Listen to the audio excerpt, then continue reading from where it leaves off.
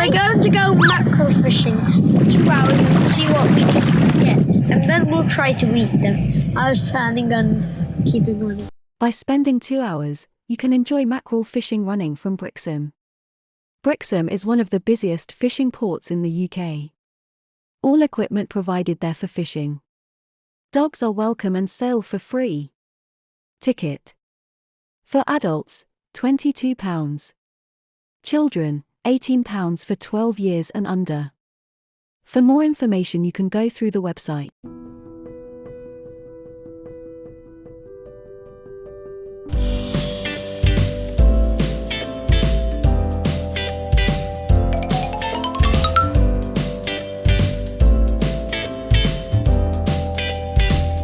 These are the nets that they used to catch crab.